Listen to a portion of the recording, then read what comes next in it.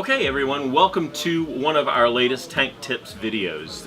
In this particular video, we're going to shoot and talk a little bit about the Ultra Reef protein skimmer. With me today, which I never have a guest, but this is going to be our first one, this is Scott Grossclose from Aquarium Specialty. He is the distributor and the reason we have this skimmer right now.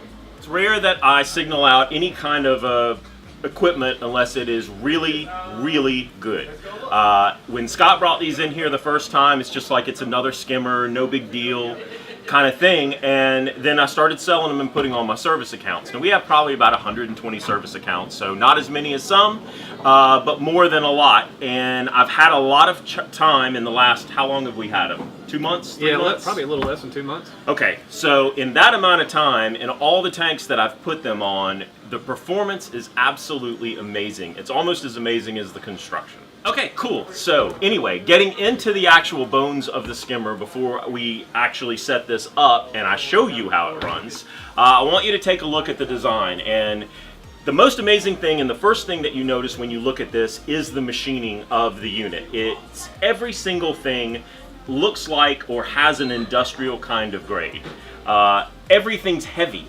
The coolest thing about it is that you don't have this O-ring that as you're pulling the skimmer top off, you end up wearing most of what's in the skimmer for the rest of the day. That's my biggest complaint when I'm servicing, is that a lot of skimmers are either over machined where they're too tight, or when you're trying to get in, especially when you've got to get under a cabinet or in a difficult space, it's hard to deal with certain parts of the skimmer. That is not a problem with this skimmer. And again, this arm, which tends to be broken on some skimmers because of, you know, the poor quality or poor craftsmanship, or it's just not as sturdy enough, this thing is solid as a rock. This thing weighs a good amount, but the cool thing is it doesn't take up a lot of space. Very small footprint for the size skimmer and what it does. I'm an organic guy. Scott can probably talk a lot more about the technical construction of this. Would you like to kind of go over that? Yeah, sure. So, you know, Chuck touched on the collection cup and how everything's really solid. I've got 2 of these that I'm actually running right now in our shop. Both of them are in our farm room. I've got the 200 model, the UTS 200 model, which is on about a 300-gallon total volume system. And then I've got the big boy, which is actually is on a 400-gallon system, and it's rated up to about 500 gallons, that skimmer. The collection cup alone on the big skimmer that I have is about 7.5 pounds. Just this portion of the skimmer right here, I put it on the scale when they first came in because I noticed it was kind of beefy, you know, as far as the weight goes. I think it weighs a little over 2 pounds just for this piece right here. All of this is machined out of high-density PVC, all those white components that are part of the skimmer. The acrylic is thicker than most skimmers you'll see on the market. If you notice here, like the collection cup, the diameter of the thickness of the acrylic rather, is really nice. The gasket's really unique too. It's not like a regular O-ring gasket. This is actually fastened to the collection cup itself. And then if you really want to get into a deep cleaning, you can simply pull this out and you can have access to the whole inside of the collection cup, and it's easy just to put back in place. This is Italian made, right? Oh yeah, the whole thing's made in Italy. The pumps that they use are actually Italian made as well, and they've modified them to work with the skimmer. One of the things I think Chuck noticed early on when he first set it up was how well not only does it skim, but the bubble density inside the reaction chamber. It's like a white sheet. I mean, you can't even count the bubbles like you can in a normal skimmer. If you're standing back, you know, about this far away, it looks like you've got milk inside your skimmer. Milk, solid styrofoam. But we're going to show you that. So talking about that is great, but you know, the proof is going to be in the pudding, so to speak, or in the skimmer in this situation. But one thing too, this skimmer has adaptability in both Euro markets and this one, right? Doesn't it come with a separate plug?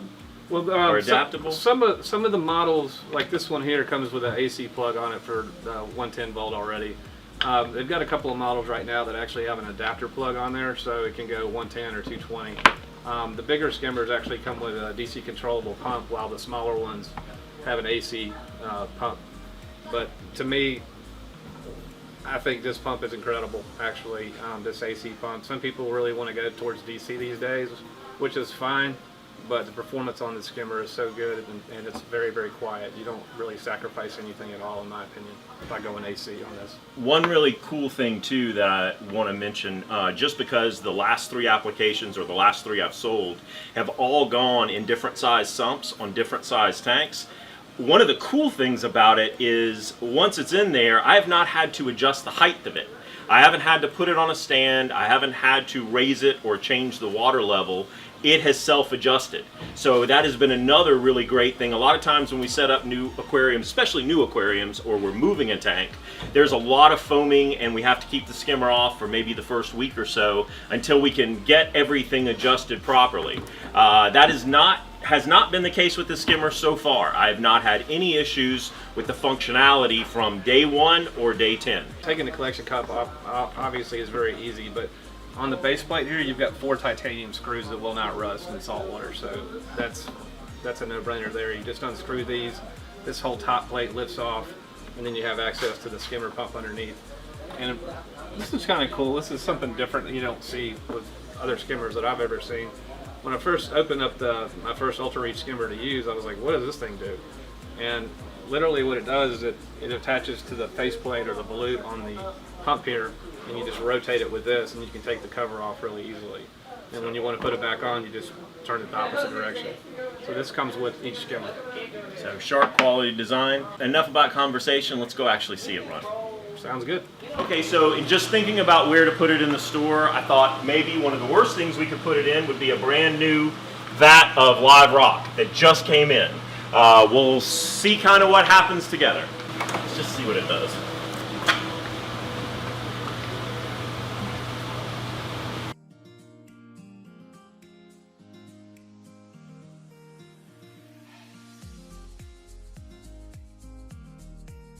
Alright, so as you can see, in a water level that would technically be lower than any sump I would ever have, it's still performing fantastic. There is, and you can tell even just by looking at the water, there is almost no amount of finite bubbles that are coming out from the skimmer to be caught back into the return pump to be put in the tank. And you can see what almost looks like, just like Scott was saying, it's almost like milk. At this point, it's at best solid styrofoam. The amount of bubbles that this puppy is putting out this fast in this small amount of water, which is also handy if you're one of those people that lets your sump get very low.